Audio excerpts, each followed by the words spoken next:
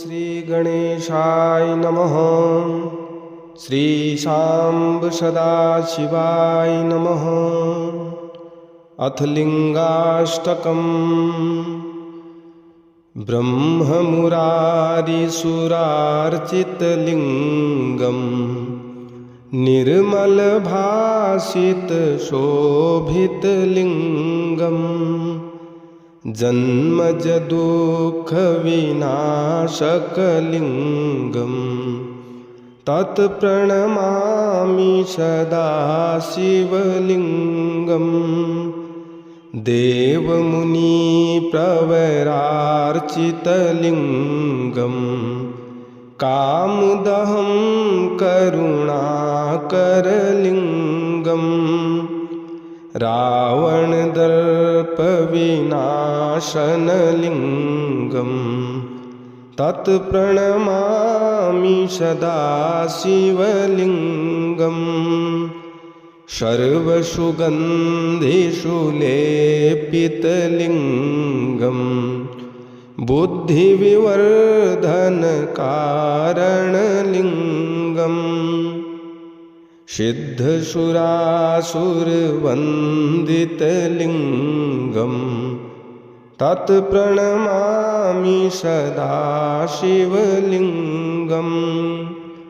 कनकमहामणिभूषितलिङ्गम् फणिपतिवेष्टितशोभितलिङ्गम् दक्षसुयज्ञविनाशनलिङ्गम् तत्प्रणमामि सदा शिवलिङ्गम्।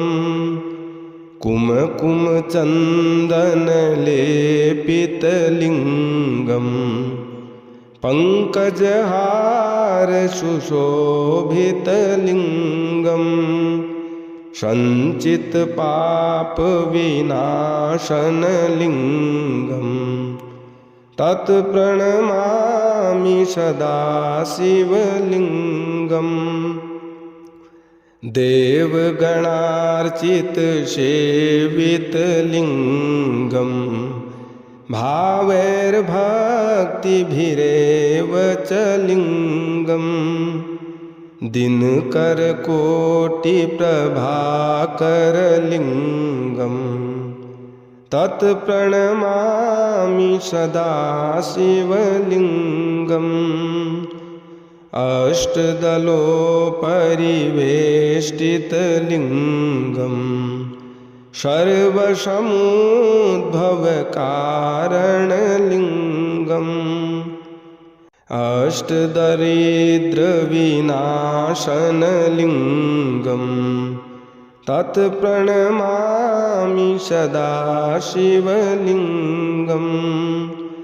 सुरगुरुसुरवरपूजितलिङ्गम् सुरवनपुष्पसदार्चितलिङ्गम् परात्परं परमात्मकलिङ्गम् तत्प्रणमामि सदा शिवलिङ्गम्। तत्प्रणमामि सदा शिवलिङ्गम्। लिङ्गाष्टकमिदं पुण्यं यः पठेत् शिवसन्निधौ शिवलोकमवाप्नोति शिवेन सह मोदते। ॐ श्री गणेशाय नमः। श्री शाम्ब सदाशिवाय नमः। अथ लिंगाष्टकम्। ब्रह्ममुरारिसुरार्चितलिङ्गम् निर्मलभासितशोभितलिङ्गम् जन्मजदुःखविनाशकलिङ्गम् तत्प्रणमामि सदा शिवलिङ्गम्। देवमुनिप्रवरार्चितलिङ्गम् कामदहं करुणाकरलिङ्गम् करुणाकरलिङ्गम् रावणदर्पविनाशनलिङ्गम् तत्प्रणमामि सदा शिवलिङ्गम् सर्वसुगन्धिषु लेपितलिङ्गम्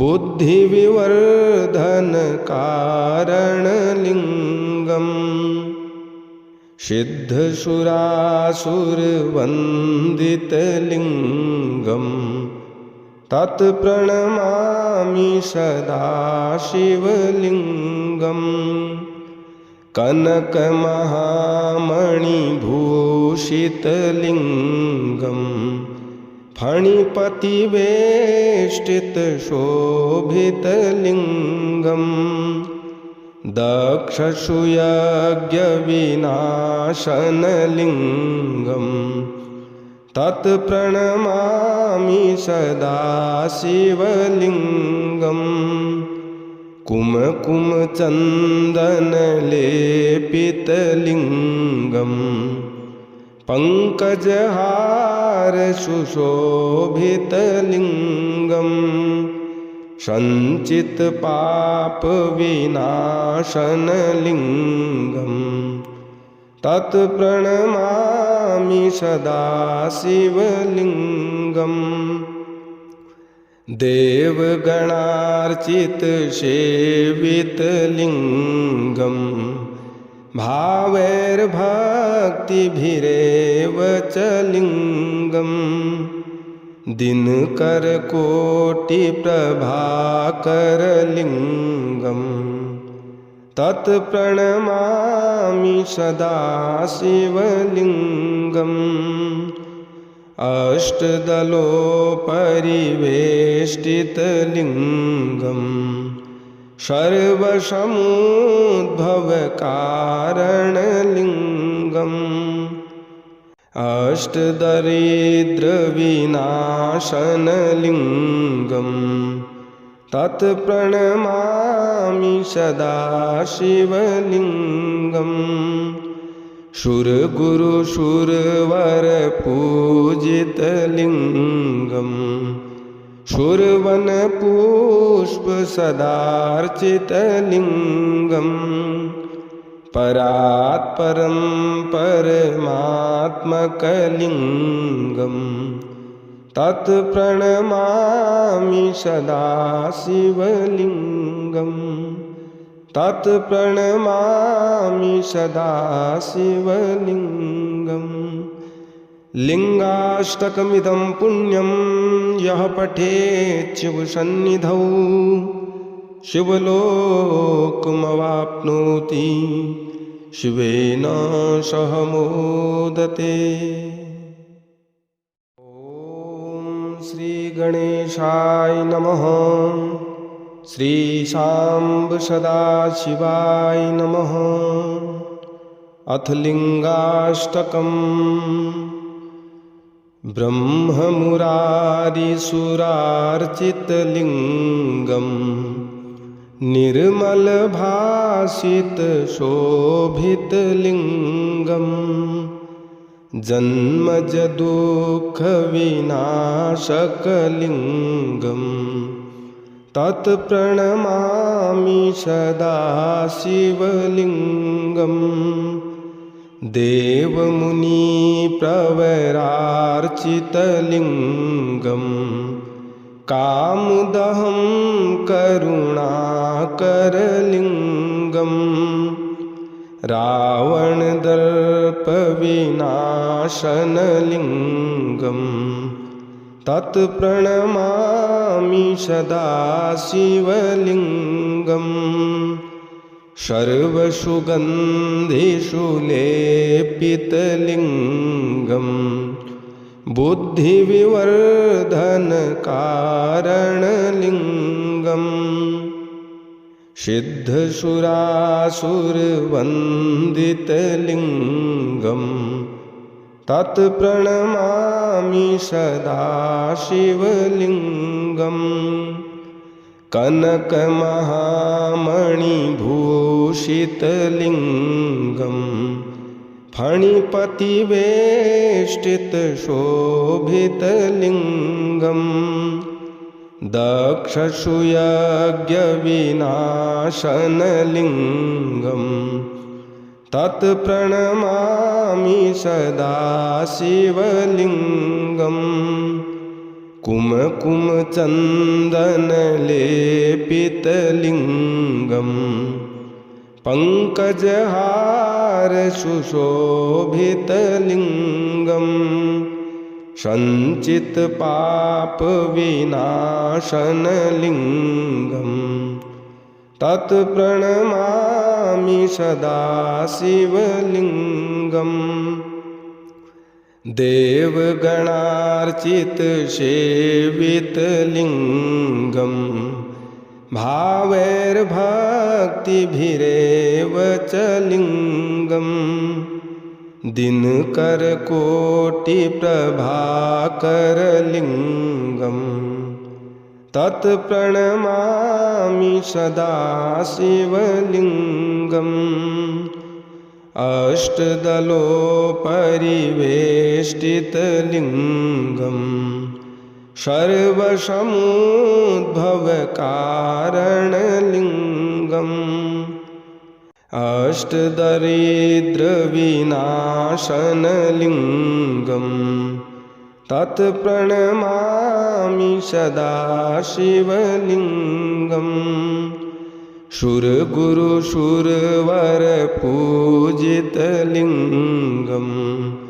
शूरवनपुष्पसदार्चितलिङ्गम् परात्परं परमात्मकलिङ्गम् तत्प्रणमामि सदा शिवलिङ्गम् तत्प्रणमामि सदा शिवलिङ्गम् लिङ्गाष्टकमिदं पुण्यं यः पठेत् शिवसन्निधौ शिवलोकमवाप्नोति शिवेन सह मोदते। ॐ श्रीगणेशाय नमः। श्रीशाम्ब सदाशिवाय नमः। अथ लिङ्गाष्टकम्। ब्रह्ममुरारिसुरार्चितलिङ्गम् निर्मलभासितशोभितलिङ्गम् जन्मजदुःखविनाशकलिङ्गम् तत्प्रणमामि सदा शिवलिङ्गम् देवमुनिप्रवरार्चितलिङ्गम् कामदहं करुणाकरलिङ्गम् रावणदर्पविनाशनलिङ्गम् तत्प्रणमामि सदा शिवलिङ्गम् सर्वसुगन्धिषु लेपितलिङ्गम्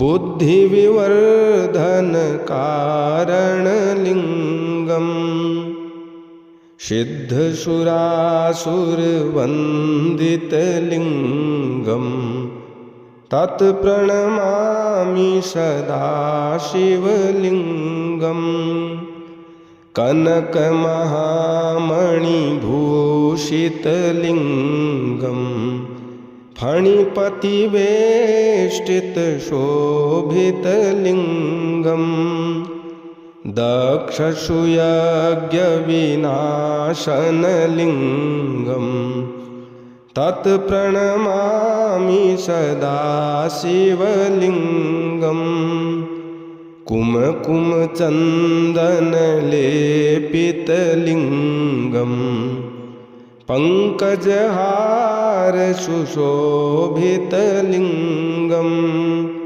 सञ्चितपापविनाशनलिङ्गम् तत्प्रणमामि सदा शिवलिङ्गम्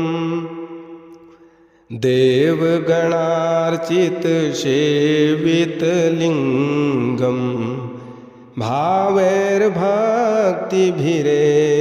च लिङ्गम् दिनकरकोटिप्रभाकरलिङ्गम् तत्प्रणमामि सदा शिवलिङ्गम् अष्टदलोपरिवेष्टितलिङ्गम् सर्वसमुद्भवकारणलिङ्गम् अष्टदरिद्रविनाशनलिङ्गम् तत्प्रणमामि सदा शिवलिङ्गम् शूरगुरुशूरवरपूजितलिङ्गम् शूरवनपुष्पसदार्चितलिङ्गम् परात्परं परमात्मकलिङ्गम् तत्प्रणमामि सदा शिवलिङ्गम् तत्प्रणमामि सदा शिवलिङ्गम् लिङ्गाष्टकमिदं पुण्यं यः पठेत् शिवसन्निधौ शिवलोकमवाप्नोति शिवेन सह मोदते।